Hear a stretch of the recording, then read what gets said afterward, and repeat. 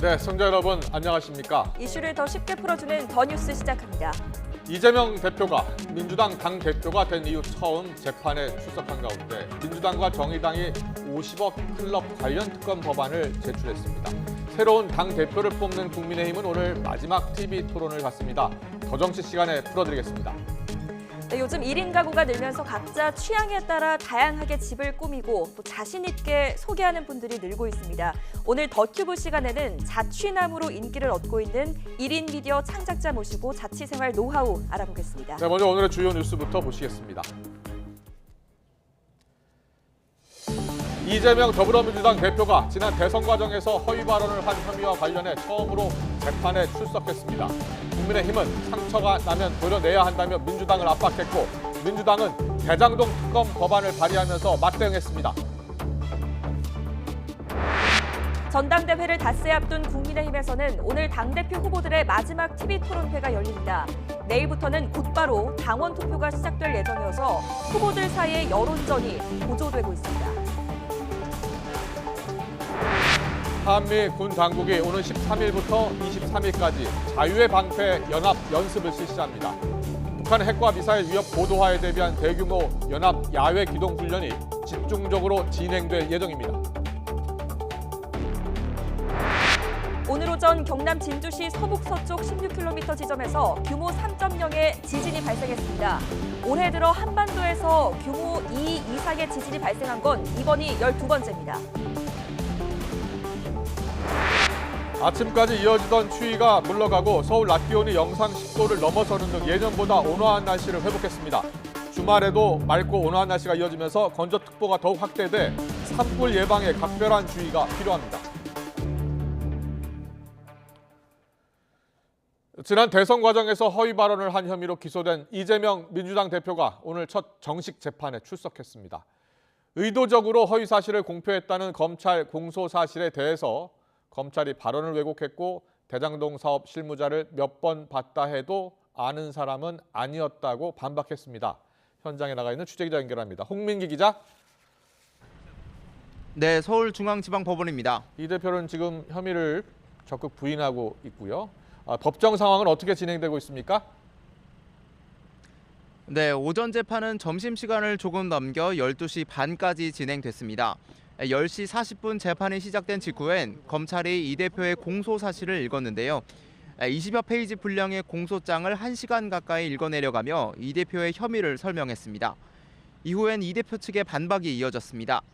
이 대표 측 변호인은 먼저 검찰이 이 대표의 발언 내용을 변형했고 변형한 발언을 허위로 기소했다며 독특한 기소라고 꼬집었습니다. 대장동 사업 실무자인 고 김문기 성남도시개발공사 처장을 몰랐다고 말했다는 공소 사실에 대해선 사람을 안다는 기준은 상대적이라고 맞섰는데요. 한 번만 봤어도 안다고 말하는 사람이 있는가 하면 몇 번을 만났어도 모른다고 말하는 사람도 있다면서 이는 증거로 증명할 수 없다고 설명했습니다. 김 처장을 단독으로 만난 적도 없고 김 처장과 같은 팀장급이 600명이나 되는데 일일이 그를 기억할 수 있겠느냐고 반박하기도 했습니다. 약 35분 동안 변호인의 반박이 이어지는 동안 이 대표는 피고인석에 가만히 앉아 눈을 감거나 넥타이를 만지는 모습이었는데요. 직접 얘기할 것이 없느냐는 재판부 질문엔 네라고 짧게 답하기도 했습니다. 앞서 이 대표는 법원에 출석할 때에도 취재진 질문에 아무 말 없이 입장했는데요. 이 대표 입장 모습 직접 보시겠습니다. 사실에 대해서 어떤 생각이세요? 백현동 개발부지 의혹에 대해서 여전히 국토부 관여했다는 입장이십니까? 네, 오후 재판은 잠시 뒤인 오후 2시 20분부터 다시 시작되는데 김 처장과 관련해 검찰이 제출한 증거에 대한 조사가 이뤄질 예정입니다. 네, 그럼 이재명 대표에게 적용된 혐의를 다시 한번 정리해 주시죠. 네, 이 대표는 민주당 대선 후보였던 지난 2021년 12월 방송 인터뷰 등에서 대장동 사업 실무자인 고 김문기 성남도시개발공사 처장을 시장 재직 때는 알지 못했다고 말한 혐의를 받습니다.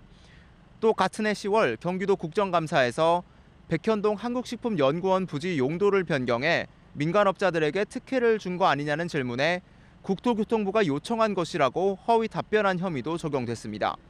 검찰은 대선을 앞둔 시점에서 대장동과 백현동 특혜 의혹이 점점 커지자 이 대표가 의혹에서 벗어나려 의도적으로 허위 사실을 공표했다고 보고 있습니다. 앞서 말씀드린 대로 이 대표 측은 혐의를 모두 부인하고 있지만 검찰은 공소 사실을 한자 한자 모두 입증할 수 있다고 자신하고 있습니다. 양측은 재판 증인으로 김 처장의 유족과 유동규 전 성남도시개발공사 기획본부장, 김용천 민주연구원 부원장 등을 신청했고 이 가운데 김 부원장이 증인으로 채택됐습니다. 핵심 증인들이 모두 이 대표의 대장동, 백현동 개발 특혜 의혹과 관련이 있는 만큼 재판에서 그동안 드러나지 않은 진술과 증거가 나올지도 주목됩니다. 지금까지 서울중앙지방법원에서 전해드렸습니다. 정치권으로 가보겠습니다. 민주당 이재명 대표가 공직선거법 위반 혐의 재판에 처음으로 출석하자 여야 반응은 엇갈렸습니다. 국민의힘은 상처를 도려내야 한다면서 이 대표를 겨냥했고 민주당은 이른바 50억 클럽 특검법을 발의하면서 역공에 나섰습니다. 취재기자 연결합니다. 김경수 기자. 네, 국회입니다. 네, 앞서 이 대표 오늘 첫 재판에 출석하는 모습을 전해드렸는데요. 정치권 여야 반응은 어떻게 나오고 있습니까? 네, 오늘 아침 최고위원회의에 참석한 민주당 이재명 대표는 자신의 재판과 관련된 언급은 하지 않았습니다. 다만 일본의 잘못을 합리화하고 협력을 구걸한다며 윤석열 대통령의 3.1절 기념사 비판을 이어갔습니다. 학폭 피해자가 가해자에게 머리를 조아리는 것과 같습니다. 정부 여당의 대일 저자세와 굴종을 지켜보면 이 정권이 과연 어느 나라의 이익을 우선하는지 의심스럽습니다. 이 대표는 또 자녀의 학교 폭력으로 경찰청 국가수사본부장에서 낙마한 정순신 변호사 사례를 인사참사로 규정하고 대통령이 직접 사과해야 한다고 날을 세웠습니다. 민주당 역시 오늘 이재명 대표의 재판 출석에 대해 별도 입장을 내지 않았는데 대신 이른바 50억 클럽 특검법을 발의하며 대정부 공세 수위를 끌어올렸습니다. 반면 국민의힘은 공직선거법 위반 혐의로 기소된 이 대표의 과거 발언은 증거를 안 봐도 허위 사실인 걸 알 수 있다고 맞받았습니다. 또 상처가 나면 도려내야 한다며 이 대표를 겨냥했는데 주호영 원내대표의 말 들어보시죠. 누차례 말씀드렸지만은 상처가 나면 그것을 도려내지 않으면 전체가 부패하거나 썩게 됩니다. 민주당이 건강한 제1당으로 돌아올 수 있기를 간절히 바랍니다. 네, 이 대표 재판 외에요. 지금 내부 갈등 겪고 있는 민주당 악재로 꼽히고 있죠. 네, 앞서 이재명 대표 체포동의안 표결 때 나온 당내 이탈표를 둘러싼 여진이 이어지고 있습니다. 배신자들을 찾아내 심판해야 한다는 강성 지지층과 일부 친명계 주장이 나왔고 오늘은 원외 지역위원장 80여 명이 이탈표에 분명한 책임을 물어야 한다는 입장을 밝혔습니다. 여기에다 당혁신위가 당무감사에 권리당원 여론조사 반영을 검토하기로 하면서 비명계의 공천 불이익 주려는 게 아니냐는 우려가 나왔는데요. 이해식 사무부총장은 아직 논의 중인 내용일 뿐이라고 해명하기도 했습니다. 마치 이것이 어떤 그 열성 당원들의 그런 지지도를 더 반영하기 위해서 그렇게 바꾼 거다라는 식으로 보도가 됐는데 이게 전혀 사실과 다르다 이걸 말씀드립니다. 하지만 대표적 비명계 이상민 의원은 수적 우위나 힘의 우위로 누르려고 하면 싸움이 증폭될 거라며 지혜롭지 못하다고 경고했습니다. 강성 지지층들이 발언권을 높이려고 한다든가 정치적 지분권을 더 확대하려고 하는 쪽으로 가게 되면 상대 쪽에서는 가만히 있겠습니까? 국민의힘은 민주당 내 균열을 파고드는 모습입니다. 친명계 주장이 국회판, 민주당판 십자밟기, 그러니까 과거 기독교 박해 과정에서 십자가를 밟게 해서 신자인지를 가렸던 행위와 마찬가지라고 비판하면서 상대당이지만 정말 걱정된다고 비꼬기도 했습니다. 3월 임시국회를 열어두고 해외로 나간 민주당 의원들을 향한 비판도 이어갔습니다. 민주당은 민생이 급하다며 3월 1일 3.1절에 임시국회를 단독 소집해 놓고는 다수의 민주당 의원들이 외국으로 출국을 했습니다. 무슨 민생을 외국에서 의논합니까? 국민의힘은 차기 지도부를 선출하는 전당대회를 이제 닷새 정도 남겨두고 있습니다. 당권 주자들의 막바지 당심 잡기 경쟁도 치열하다고요. 네, 김기현, 안철수, 천하람, 황교안 후보는 오늘 오후 5시 20분에 한 종편 방송사가 주관하는 TV토론회에서 맞붙습니다. 부동산 의혹과 총선 승리 전략 등을 두고 치열한 공방을 벌일 것으로 보이는데 내일부터 곧바로 당원 투표가 시작되는 만큼 여론전도 치열합니다. 대선 단일화 1주년을 맞아 성명을 낸 안철수 후보는 윤석열 대통령과 단일화가 잘못이었냐면서 자신의 정체성을 향한 공세에 역공을 폈습니다. 천하람 후보를 돕는 이준석 전 대표는 줄 세우기 등 당내 친윤계 행태를 소설 우리들의 일그러진 영웅에 빗대어 비판하며 측면 지원에 나섰습니다. 황교안 후보는 전광훈 목사가 자신에게 돈을 줬다는 거짓말을 해 고소했다는 사실을 라디오 인터뷰로 밝혔고 1강 주자로 꼽히는 김기현 후보도 조금 전 기자회견을 열고 당을 하나로 만들겠다며 압도적 지지를 호소했습니다. 지금까지 국회에서 전해드렸습니다. 경찰이 자녀 학교폭력 파문으로 국가수사본부장직에서 낙마한 정순신 변호사에 대한 수사에 착수했습니다. 서울 서대문경찰서는 정순신 변호사의 허위공문서 작성과 위계에 의한 공무집행 방해 혐의 고발 사건을 서울경찰청으로부터 넘겨받았습니다.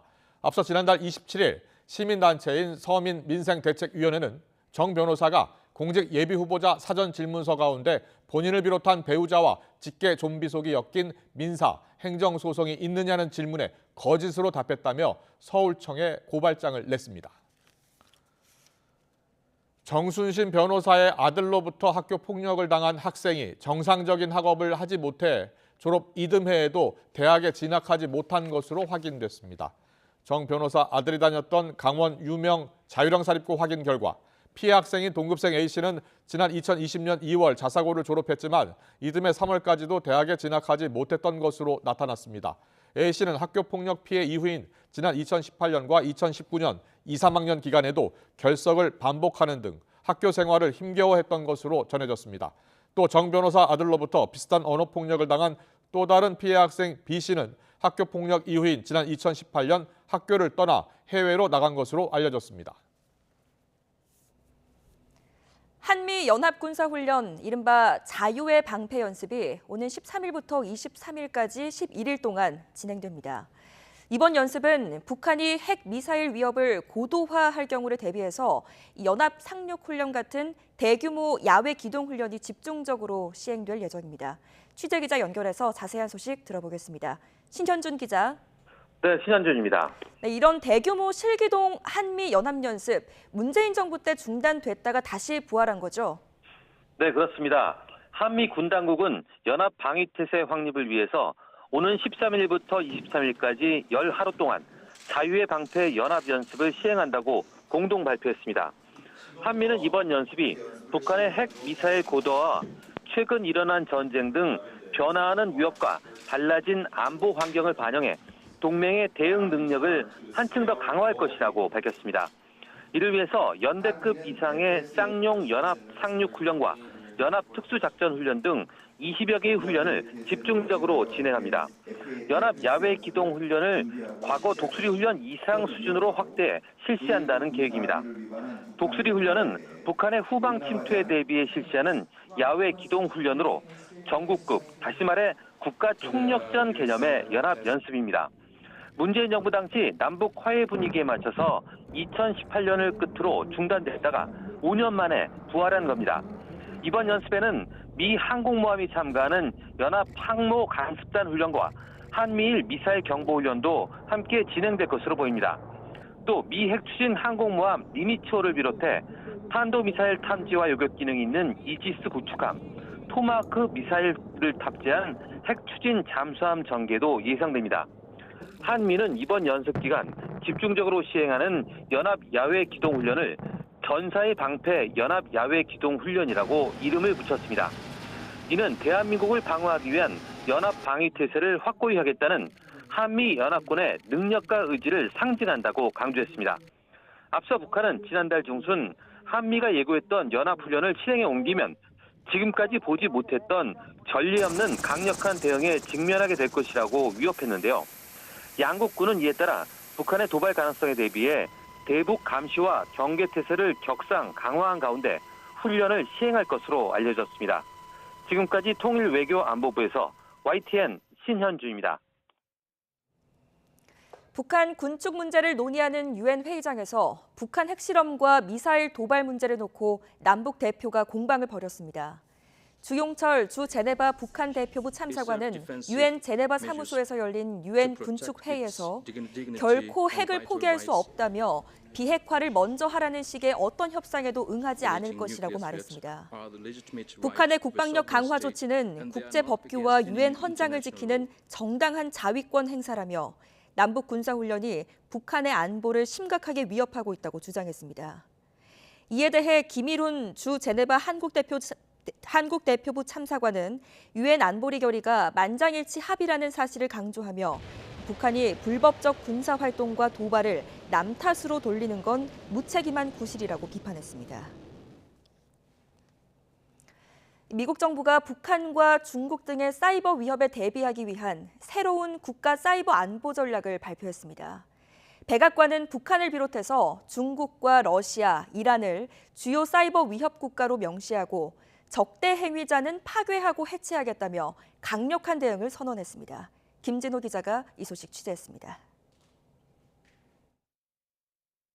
백악관이 공식 발표한 국가 사이버 안보 전략에는 북한을 비롯해 중국과 러시아, 이란이 사이버 적성국으로 명시됐습니다. 사이버 공간에서 규칙과 인권을 무시한 이들의 행동이 미국의 국가 안보를 위협하고 있다는 것입니다. 특히 중국이 민간과 정부 모든 영역에서 가장 광범위하고 활발하며 지속적인 위협이라고 지목했습니다. It also has substantial cyber capabilities that, if deployed at a minimum, can cause localized temporary disruptions to critical infrastructure inside the United States. 지난 10년간 중국은 사이버 활동을 지식재산권 탈취를 넘어서는 수준으로 발전시켰고 미국 국익을 위협하는 최대 전략적 경쟁자로 자리 잡았다고 밝혔습니다. 북한과 관련해선 이란과 함께 사이버 공간에서 악의적인 활동을 수행하려는 정교함과 의지가 커지고 있다고 지적했습니다. 특히 북한은 암호화폐 절도와 랜섬웨어 공격 등을 통해 핵 개발에 사용할 자금을 조달하고 있다고 적시했습니다. 백악관은 사이버 안보 위협에 대응하기 위해 핵심 인프라 부문에서 사이버 보안을 위한 최소 요건을 설정해 이를 확대할 방침입니다. 백악관은 적대적 행위자들을 파괴하고 해체하기 위해 모든 국가적 역량을 사용할 것이라고 강조하며 강력한 대응 의지를 밝혔습니다. 그동안 사이버 규제 완화를 촉구해온 민간 부문에도 개인정보 보안을 강화하고 안전한 소프트웨어 개발을 위한 책임을 촉구해 규제가 강화될 것임을 시사했습니다. YTN 김진호입니다. 중국 시진핑 집권 3기 공식 출정식 격인 양회, 즉 전국인민대표대회와 인민정치협상회의가 내일 베이징에서 개막합니다. 국정자문기구인 인민정치협상회의 14기 1차 회의가 내일, 국회 격인 전국인민대표대회 14기 1차 회의는 모레 각각 베이징 인민대회당에서 개막해서 이달 중순까지 진행됩니다. 지난해 10월 20차 공산대회 때 시 주석을 정점으로 한당 수뇌부 인선이 마무리된 데 이어 이번에는 정부와 전인대 등의 핵심 인선이 이뤄짐으로써 시진핑 장기 집권 체제를 각 부문에서 뒷받침할 인물들이 확정됩니다. 그리스에서 발생한 열차 충돌 사고의 희생자가 57명으로 늘었습니다. 그리스 경찰 당국은 열차 사고로 인한 사망자가 57명으로 중간 집계됐다고 밝혔습니다. 사망자 대다수는 연휴를 즐기고 귀향하던 20대 대학생들로 확인이 됐습니다. 앞서 지난달 28일 자정 직전에 350명을 싣고 아테네에서 테살로니키로 가던 여객열차가 테살로니키에서 라리사로 가던 화물열차와 정면으로 충돌했습니다. 홍콩 중심가의 한 건축 현장에서 대형 화재가 발생했습니다. 현재 매체들은 어젯밤 11시쯤 홍콩 침사추이의 마리너스 클럽 재개발 현장에서 큰 불이 났다고 보도했습니다. 홍콩 소방당국은 4단계 화재 경보를 내리고 긴급 진화 작업을 벌였습니다. 현재까지 2상이 부상을 입은 것으로 알려진 가운데 주변에 밀집한 상가와 호텔 등에서 130여 명이 긴급 대피했습니다. 코로나19 상황이 안정세를 이어가면서 방역당국이 위기 단계 하향과 남은 방역 규제 해제 등에 대한 논의를 시작하기로 했습니다. 조규영 보건복지부 장관은 중앙재난안전대책본부 회의를 주재하면서 감염병 등급 조정과 7일 격리 의무 전환, 마스크 착용 전면 해제 등 남아있는 방역 규제들에 대한 논의를 시작하겠다고 했습니다. 중앙방역대책본부는 위기 단계를 현재 심각에서 경계로 낮추는 단계 조정은 오는 4월 말에서 5월 초에 위기평가회의를 소집해서 논의할 것으로 보입니다. 중국이 한국발 입국자에 대한 공항 PCR 검사를 오늘부터 실시하지 않기로 했습니다. 중국 민항공은 최근 한중 간 노선을 운항하는 항공사들에 이런 방침을 전달했습니다.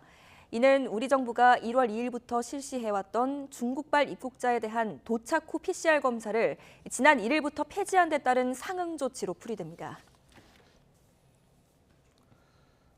오늘 오전에 경남 진주에서 규모 3.0의 지진이 일어났습니다. 네, 경남에서는 진도 4, 전남, 전북에서는 진도 2의 흔들림이 감지됐지만 다행히도 피해 신고는 없는 것으로 알려졌습니다.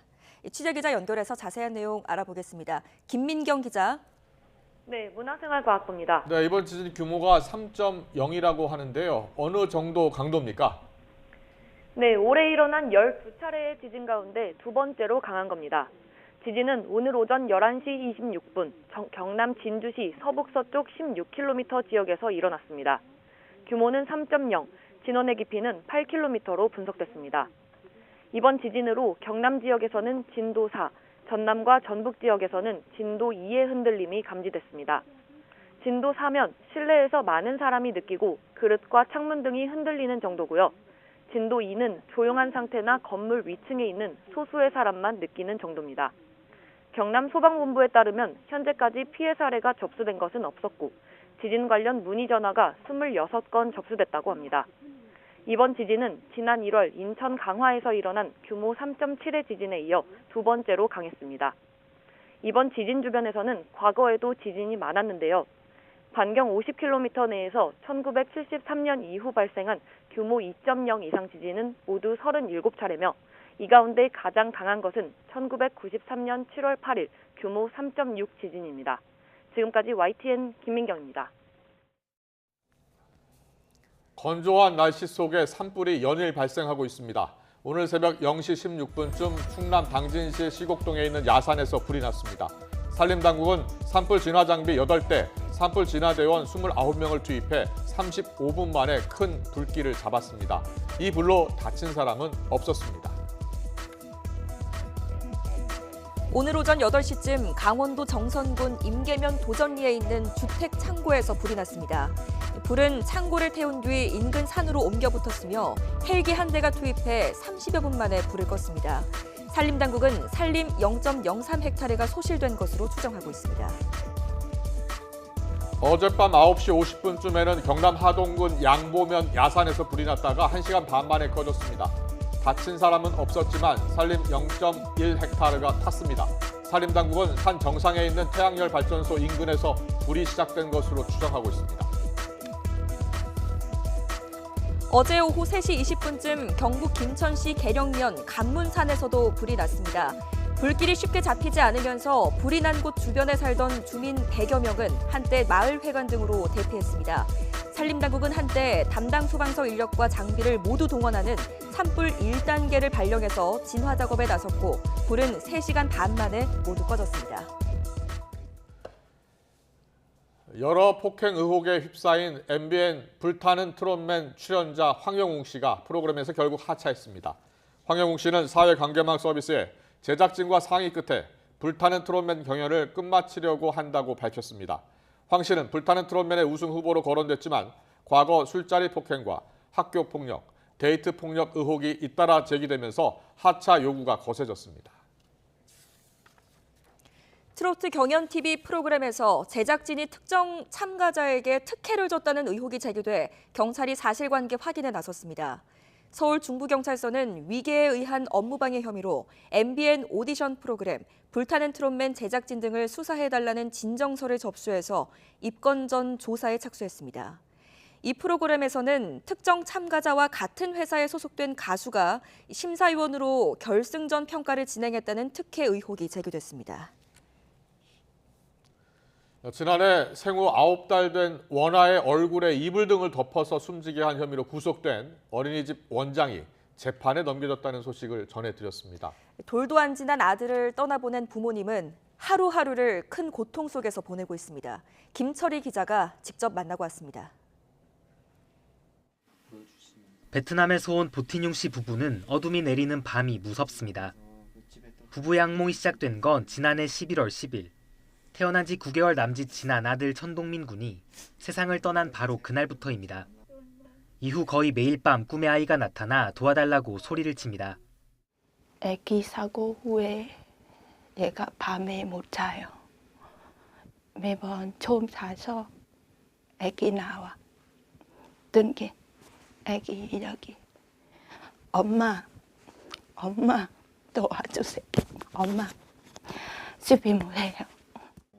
사건이 있기 전 두 사람의 한국 생활은 힘들었지만 아이가 있어 버틸 수 있었습니다. 하지만 천군이 떠난 뒤 모든 것이 잿빛으로 변했습니다. 앞으로 어떻게 살아가야 할지, 살아갈 수나 있을지 모든 것이 막막합니다. 애가 있었어. 이게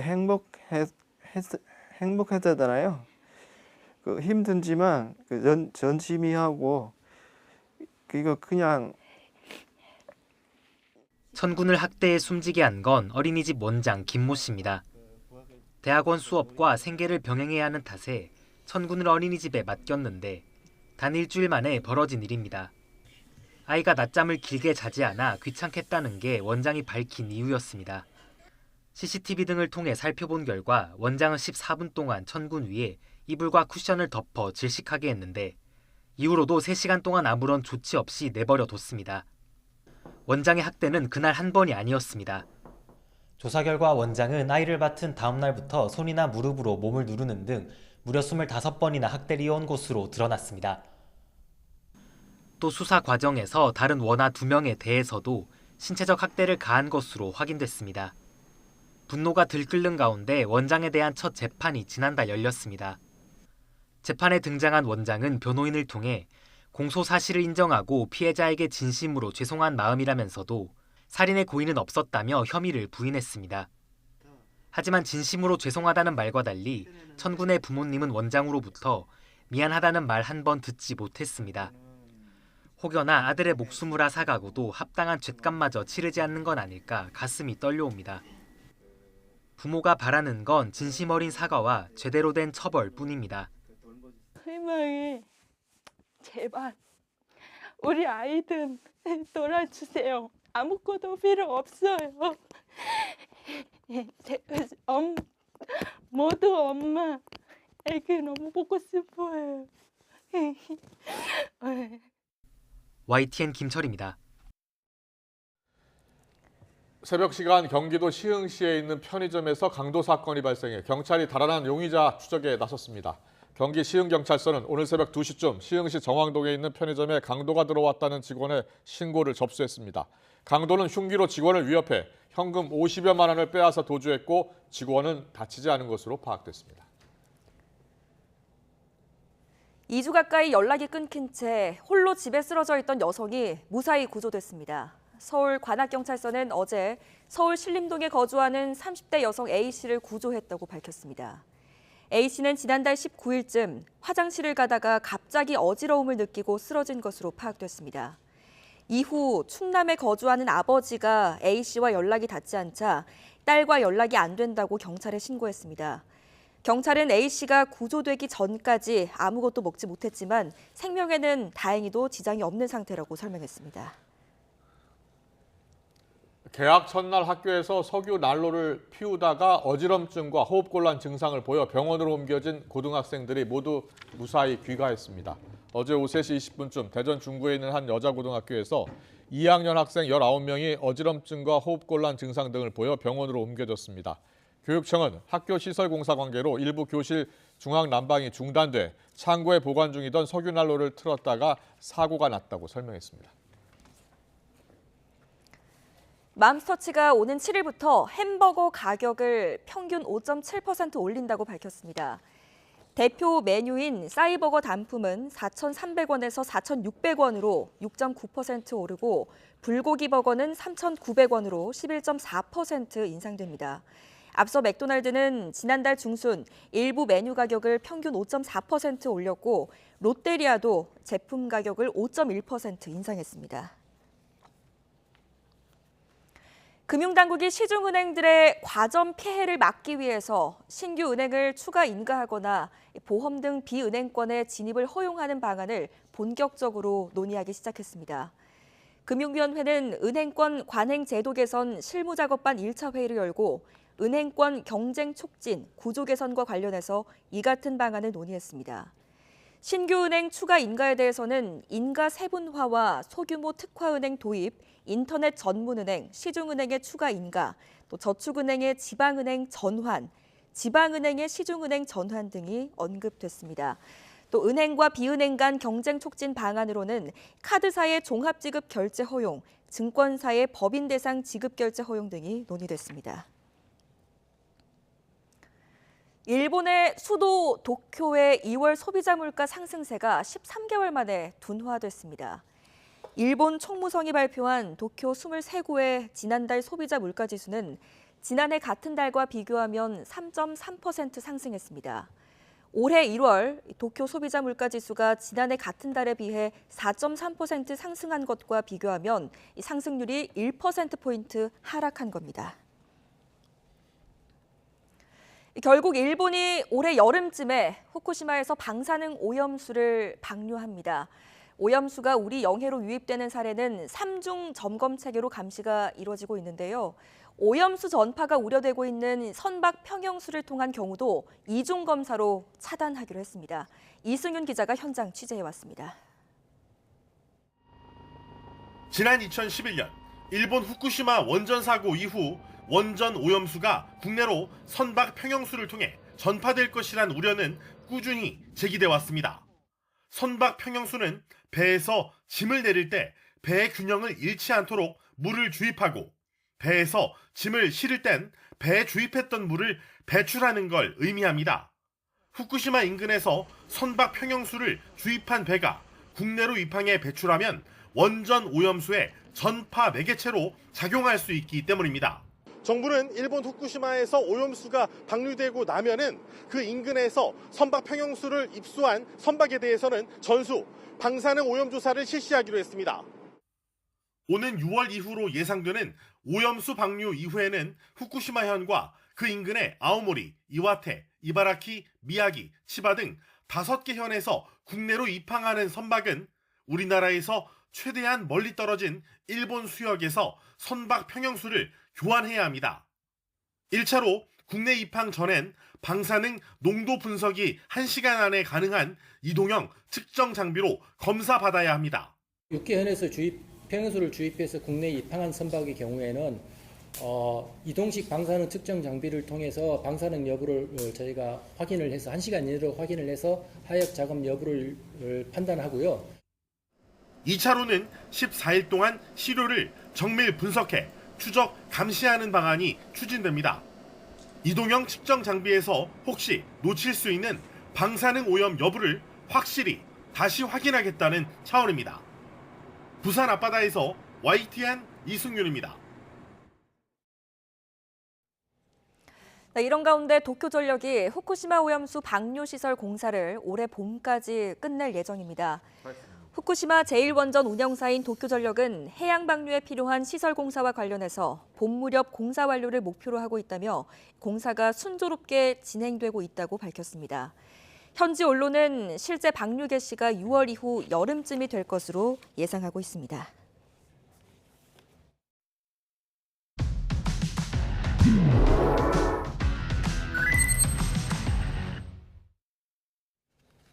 네, 1인 미디어 창작자로 활동하는 화제의 인물과 직접 이야기 나누는 더튜브 시간인데요. 요즘 1인 가구 증가하면서 각자 취향에 따라 다양하게 집 꾸미고 또 자신 있게 소개하는 분들이 많이 늘고 있다고 하죠? 네, 그렇습니다. 그래서 오늘 더튜브 시간에는요, 이른바 자취남으로 인기를 얻고 있는 분입니다. 자취 생활의 노하우를 비롯해서 최근 1인 가구 트렌드까지 자세하게 이분과 함께 알아보겠습니다. 어서 오세요. 어서 오십시오. 안녕하세요. 반갑습니다. 네, 반갑습니다. 네.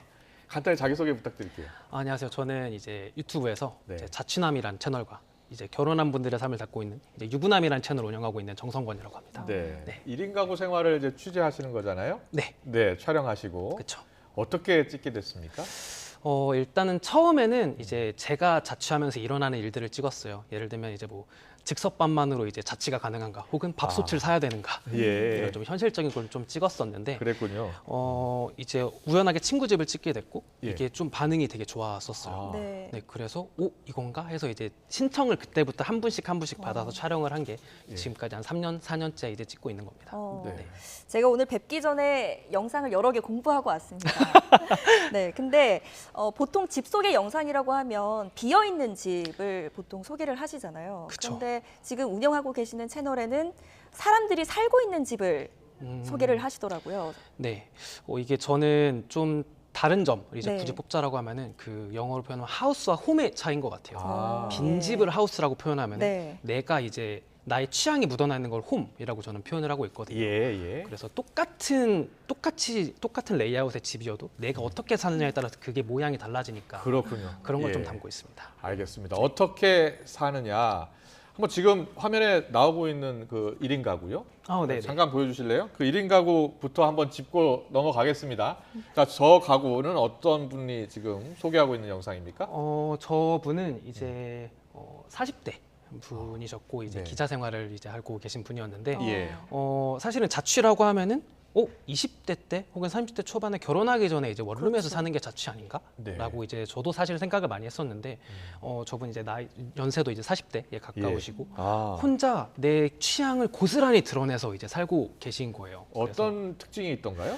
저분 어쨌든 이제 기자 생활도 하시고 이제 책도 쓰시니까 한 방이 그냥 다 책장인 거예요. 봤어요. 예. 네, 그래서 저런 게 어쨌든 나는 책 읽는 게 좋고 책 쓰는 게 좋으니까 한 방을 저렇게 다 꾸밀 수가 있고, 그리고 좀 신기했던 게 사실은 자취를 하게 되면은 어쨌든 한정된 공간에서 좀 선택과 집중을 할 수밖에 없잖아요. 근데 그렇죠. 어쨌든 좀 여유가 생기다 보니까 내 취향을 한 방에는 책장, 한 방에 정말 내가 수면만을 위한 공간, 이런 식으로 좀 나눠서 쓸 수 있는 게 좀 1인 가구에 조금 뭔가 완성형이지 않나? 라는 생각이 좀 들었습니다. 네. 그랬군요. 예. 또 다음으로 준비된 영상은 좀 대비되는 영상일 것 같긴 한데 4평짜리 원룸을 또 가셨더라고요. 네네네. 네. 보통 4평짜리는 사실 되게 좁은 공간이라고 네. 상상이 되고, 근데 이 집의 또 특징이 전세가인데 5천만 원.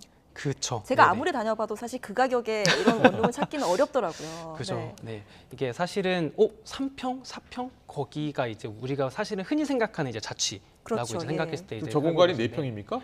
네, 저 공간이 이제 4평 정도 되는 공간이라서 저분 보시면은 지금 침대 하나만 놔도 사실은 이제 움직일 수 있는 공간이 네. 많이 없어요. 네. 많이 없는데 그 밑에 공간이나 이제 우리는 보통 싱크대 보면은 당연히 이제 뭐 접시만 넣어야 되는 거 아니야? 네. 라고 생각할 수가 있는데 저분이 이제 책이나 화장품 같은 걸 넣어서 공간 활용을 하고 계시더라고요. 그런 식으로 좀 적은 공간을 되게 알차게 잘 쓰고 계신 분이었었습니다. 그렇군요. 네. 보니까 약 700곳 정도를 소개하셨다고 하는데 저 섭외를 어떻게 합니까?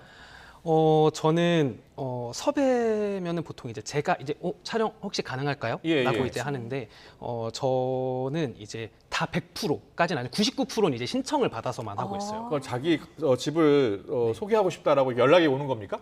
네, 메일로 이렇게 간단한 자기소개 집 사진을 이렇게 많이들 보내주세요. 얼마나 많이 연락이 오는 거예요? 보통 이제 하루에 한 5-6건 이 정도 오고 있어요. 하루에요? 네, 하루에 5-6건. 그러면 다 찍을 수가 없겠는데요? 그렇죠. 그래서 제가 보통 일주일에 평균 촬영을 한 8개에서 10개 정도 하고 있거든요. 예. 이제 그러니까 한 5배수 정도 되는 것 같아요. 한 실제 갈 수 있는 건 20%, 30% 정도 갈 수 있는 것 같아요. 그렇게 왜 자기 집을 이렇게 적극적으로 알리고 싶어 하는 것 같아요? 일단은 좀 나 이렇게 살고 있다. 를 조금 이제 친구분들이나 가족분들에게 보여줄 수도 있고, 그리고 어쨌든 제가 지금 오늘 만약에 촬영을 간다라고 하면 2023년의 3월에 내가 이렇게 살고 있었다를 영상으로 남기게 되는 거지 않습니까? 나의 기록을 남기고 싶다. 사진이 아니라 영상으로 내가 네네. 살고 있는 모습 그대로. 네. 이게 어쨌든 예전 내가 살던 집을 사진으로만 봐도 뭔가 나 여기 살았었는데가 있는데 이제 어쨌든 그렇죠. 영상으로 남게 되는 거니까 네. 그런 것 때문에도 많이 신청을 해주시는 게 아닐까 네. 싶습니다. 그렇군요. 네, 지금 나오고 있는 영상은 어떤 가구입니까? 저분은 그 땅끝 마을 해남 해남이에요? 네, 해남에 살고 계신 분이었어요. 근데 저분이 신기했던 게 파리에서 이제 직장 생활하다가 그러면 대도시면 대도시에 계실 거라고 생각을 했는데 해남에 가서 내가 하고 싶은 일을 하겠다. 야, 땅끝마을 해남이에요, 저희가? 네, 그래서 되게 신기했어요. 사실은 이제 서울에서 저런 마당 있는 100평이 넘는 집을 구하기가 사실은 거의 불가능에 가까운데 이제 저기서 그렇죠. 내 일을 하면서 이제 살고 계신 거예요. 네. 그래서 와, 당연히 이제 30대면은 어쨌든 직장 생활 때문에 수도권에 있어야 되지 않나? 네, 네. 라는 생각을 했는데 그걸 좀 그런 뭐랄까 선입견 좀 부셔주신 그런 분이셨죠. 그렇군요. 네. 자, 저분은 저 1인 가구 본인 우리 집 좀 소개해 달라라고 네. 이제 매일 연락 왔을 거 아니에요? 네네네. 네. 어떻게 연락이 왔나요? 이게 그냥 해남에 살고 있다 요 정도로만 보내주세요. 제가 짧게. 사실은 많은 정보를 알고 가지가 않아요. 그러니까 그렇군요. 이름이랑 사진 정도만 보고 가거든요. 네. 아무런 정보 없이 그냥 순수하게 100% 라이브로 촬영을 하고 있어서 예. 네, 그래서 그렇군요. 네, 너무 재밌었습니다. 네. 저 같은 경우도 사실 지금 자취를 하고 있는데 집을 저렇게 잘 꾸며놓기만 한다면 저도 충분히 자랑을 하고 싶은 의사가 저렇게 꾸면 있는데. 잘 꾸미기가 쉽지 않을 것 그렇죠. 같아요. 예. 쉽지 않죠. 네. 그래서 저도 처음에 너무 신기했던 게 이제 보통 이제 대학교 때 저도 친구네 집에 가면은 되게 좀 사실 지저분하게 살고 있고 예. 그래서 야 나도 이렇게 살아야겠다. 저거 그래서 소개하기 전에 열심히 청소하시는 거 아닙니까? 예.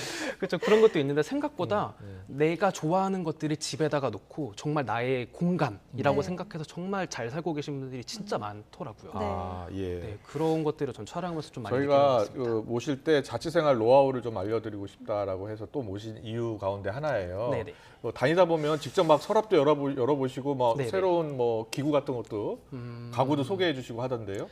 그쵸. 이제 그래서 이제 어쨌든 자취 팁이라고 네. 이제 할 수 있는 거는 좀 내가 어쨌든 제일 많이 머물고 제일 사적인 공간이지 않습니까? 그렇죠. 그래서 좀 내 집을 조금 좋아하고 사랑할 수 있는 그런 아이템이나 그런 예. 것들을 놓는 게 되게 중요한 것 같아요. 왜냐면은 혼자 살면은 사실은 조금 외롭기도 하고 네. 이제 혼자 방 안에서 막 이제 안 좋은 생각이 꼬리에 물지 않습니까? 네. 그렇죠. 근데 그런 거가 어쨌든 계속 있다 보면 집이라는 공간이 완전히 편한 공간이 되기가 쉽지가 않거든요. 근데 그런 거 좀 타파하기 위해서 좀 내가 집을 조금 사랑할 수 있는 그런 좀 나만의 공간, 편안한 네. 휴식처 네, 만드는 거군요. 그런 거를 만드는 게 정말 좋지 않을까 생각하고 예. 있습니다. 잠시 잠깐 보였는데요. 저 분은 어디에 사시는 분이에요?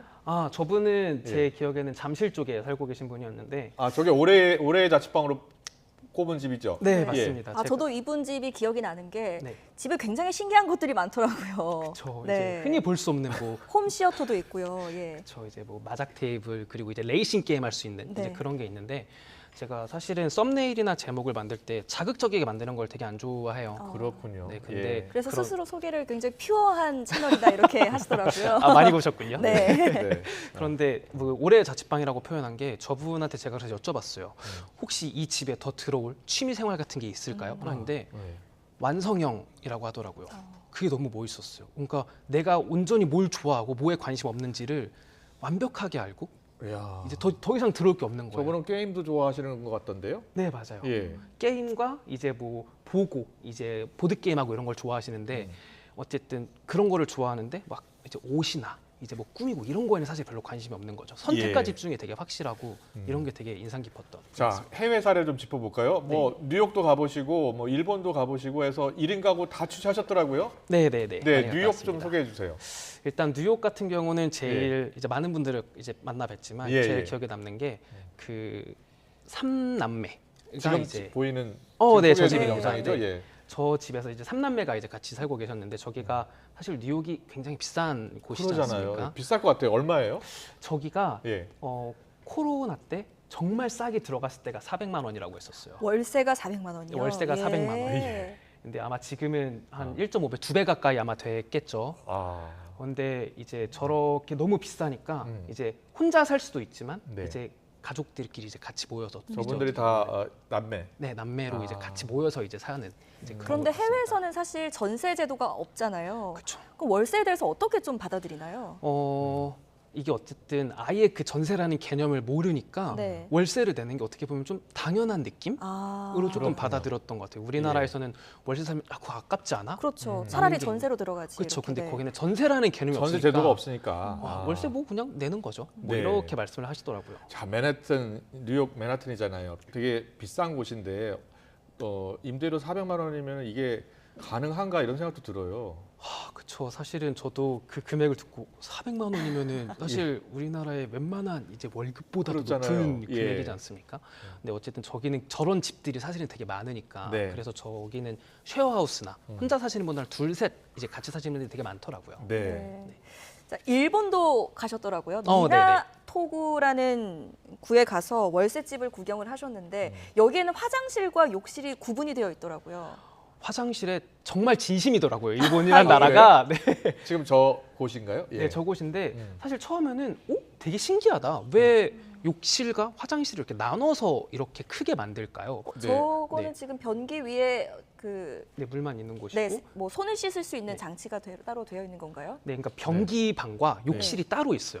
크지 않은 집인데. 그래서 왜일까 처음에 신기하다고만 생각했는데 네. 이제 이유를 이제 곰곰이 생각해 보니까 저기는 온돌이 없대요. 예. 도쿄는 이제 온돌이 있는 집이 많이 없어서 그렇군요. 몸을 따뜻하게 데우고 잘 수밖에 없으니까 욕조가 많을 수밖에 없다라고 하시더라고요. 그게 되게 예. 신기했었어요. 예. 저기는 얼마예요? 저기도 비쌌습니다. 저기도 한 예. 200만 원 정도 했었던 것 같아요. 그러면 되게 원룸치고는 1인 가구의 가구치고는 되게 좋은 곳이군요. 그렇죠. 우리나라로 치면은 정말 중심가 네. 이제 그런 곳에 이제 살고 계셨던 분인데 네, 어쨌든 금액이 높긴 높았죠. 네. 그리고 저 자취남 채널도 있지만 유부남 채널도 있다고 들었거든요. 네. 그건 어떤 가구를 소개해 주는 겁니까? 유부남 채널 같은 경우는 이제 채널명에서도 알 수 있듯이 이제 결혼하신 분들의 이제 삶을 담고 신혼부부부터 이제 결혼하고 이제 아들들을 다 분가하신 네네. 그렇군요. 예. 네, 좀 그래서 눈에 띄게 보이는 차이점이 있나요? 1인 가구와 신혼부부 가구에? 확실히 그 개성이 고스란히 드러나는 거는 아무래도 자취남 쪽인 것 같아요. 아, 그렇군요. 그러니까 뭐 1인 가구 혼자 사니까. 그렇죠. 혼자 사니까 확실히 내가 드러나겠죠. 하고 싶은 대로 해도 되니까. 그렇죠. 근데 둘이 살면 서로 이제 절충해야 하는 부분들이 많으니까요. 그렇죠. 그래서 처음에는 몰랐는데 화이트 인테리어로 이제 귀결되는 게 이유가 있더라고요. 네. 지금 저 부부가 신혼부부입니까? 네네네, 맞습니다. 예. 진짜 거의 하얗네요. 온 가구가 다 그쵸. 흰색 가구. 그 이유가 있었습니까, 그러면? 예를 들면은 제가 핑크를 좋아하는데 이제 네. 와이프가 뭐 화이트를 좋아해. 그러면 사실은 화이트로 갈 수밖에 없거든요. 네. 그런가요? 근데 그 절충안을 찾을 수밖에 없더라고요. 저 부부 같은 경우에는 저 화이트의 누구 취향이셨나요? 이거는 노코멘트 하도록 하겠습니다. 지켜드려야 되니까요. 그렇습니까? 예. 자, 지금 뭐 여러 1인 가구 그리고 또 신혼부부 가구도 다 살펴봤는데 사실 요즘 경제가 어렵잖아요. 그렇죠. 예, 그래서 월세가 됐든 전세가 됐든 부담이 클 것 같아요. 그렇지 않습니까? 만나보니까 어때요? 딱 정확한 포인트를 짚어주신 것 같아요. 저도 이제 사실은 이제 실질적으로 촬영을 하고 이제 질문을 하면은 그 월세나 이런 부분을 되게 조금 부담스러워하시는 게 사실은 제일 큰 것 같아요. 특히 요새는 또 아시겠지만 이제 관리비, 가스비가 그렇잖아요. 되게 2배 가까이 되니까 그런 좀 월 유지비가 많이 높아지는 게 많이들 좀 부담스러워하시는 것 같아요. 그리고 여러 형태의 어떤 1인 가구의 집을 또 둘러보셨을 텐데 좀 트렌드라는 걸 좀 읽을 수 있으셨나요? 이거는 사실은 한 10개, 100개 정도 찍었을 때는 1인 가구는 이렇구나라고 조금 생각을 했었거든요. 네, 근데 그럴 것 같아요. 근데 너무 많이 찍다 보니까 트렌드가 없는 게 트렌드인 것 같아요. 이게 너무 각자만의 개성이 다르니까 이제 하나의 예시면은 이제 요리하시는 분들이 이제 몇 번 찍었는데 한 분은 집에 호텔 레스토랑처럼 막 유통기한까지 적어서 냉장고를 세팅을 해놓으셨는데 어떤 분의 집에 가면은 내가 직장에서도 저렇게 열심히 하는데 집에서도 해야 될까? 이 생각을 해갖고 오히려 하나도 안 하시는 거예요. 그래서 직업군에 따라서 혹은 어떤 특징에 따라서 뭔가 공통점이 있을 것 같은데 오히려 공통점이 없는 게 조금 그렇군요. 어떤 분은 요리를 하는 직업이기 때문에 요리 기구가 많을 것 같은데 오히려 없는 분도 있고. 그렇죠. 오히려 이제 직장에서도 많이 하는데 집에서도 이거를 그렇죠. 해야 수 되는. 있는. 네. 예. 그게 너무 신기했습니다. 너무나 다른 거군요. 일정한 트렌드가 있는 게 아니고. 네. 그렇군요. 알겠습니다. 자, 마지막으로요. 자취님이 생각하는 집은 무엇이고 또 자취하려는 분들 어떤 점을 가장 먼저 고려하는 게 좋겠습니까? 이제 제가 생각하는 집은 예. 좀 제일 마음이 편하고 네. 그런 곳이었으면 좋겠어요. 사실은 금전적인 거를 당연히 뺄 수는 없겠지만 어쨌든 제가 사적인 공간에서 제일 편하게 있을 수 있는 공간이지 않습니까? 네. 그래서 너무 금전적으로 다가가는 것보다는 좀 네. 내가 제일 나로서 있을 수 있는 그런 곳이었으면 나만의 좋겠다 공간. 라고 생각합니다. 네, 알겠습니다. 인기 유튜버 지금 1인 가구 자세히 소개해 주시고 또 뭐 최근에는 새로운 또 채널 또 만들어서 다양한 가구 형태를 소개해 주고 있는 분 만나봤습니다. 유튜버 자취남과 함께 짚어봤습니다. 잘 들었습니다. 고맙습니다. 잘 들었습니다. 감사합니다.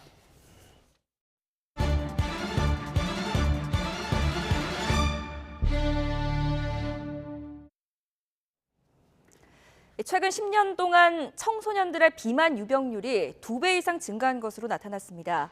질병관리청은 2021년 기준 중고등학생들의 비만 유병률이 남학생은 17.5%, 여학생은 9.1%에 달했다고 밝혔습니다.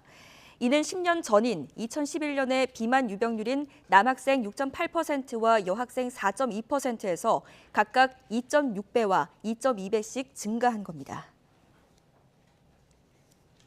절기상 개구리가 겨울잠에서 깬다는 경칩을 앞두고 남산에 살고 있는 큰산개구리가 동면에서 깨어나 산란을 시작했습니다. 서울시는 최근 겨울잠에서 깬 큰산개구리가 남산 곳곳에 알을 낳으며 활동하는 모습을 관찰했다고 밝혔습니다. 큰산개구리는 남산에 서식하는 개구리 8종 가운데 가장 먼저 알을 낳습니다. 맑은 하늘 아래 온화함이 감도는 오후입니다. 봄 햇살이 기온을 끌어올리면서 현재 서울 기온 영상 8.9도까지 올랐는데요. 이번 주말 동안에는 기온이 더 오르면서 따뜻한 봄 날씨가 찾아오겠습니다. 다만 아침과 낮과 밤의 기온차가 15도 안팎으로 크게 벌어지니까요. 야외 활동 계획하신다면 큰 일교차에 대비한 옷차림 하시는 게 좋겠습니다. 내일도 전국 하늘에 구름만 간간히 지나겠습니다. 다만 대기는 점점 더 메말라 가겠는데요. 현재 곳곳에 건조특보가 발효 중인 데다 특히 강원 산간에는 강풍주의보까지 동시에 내려져 있습니다. 이 지역에는 고온 건조한 바람, 양간지풍이 불면서 산불이 비상입니다. 주말 동안 산행을 계획하신다면 불씨관리 철저히 해주시기 바랍니다.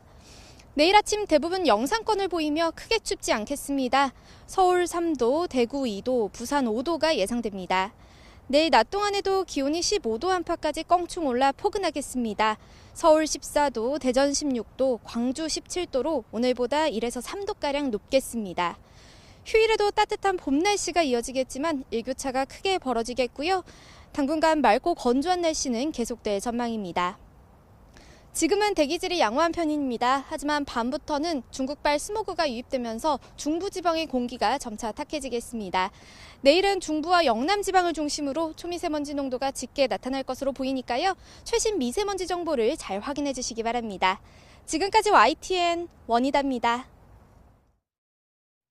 네, 이재명 대표가 민주당 당대표가 된 이후 처음 재판에 출석한 가운데 민주당과 정의당이 50억 클럽 특검 법안을 제출했습니다. 네, 새로운 당대표를 뽑는 국민의힘은 오늘 마지막 TV 토론을 벌입니다. 잠시 후에 더 정치 시간에 풀어드리겠습니다. 잠시 뒤에 뵙겠습니다.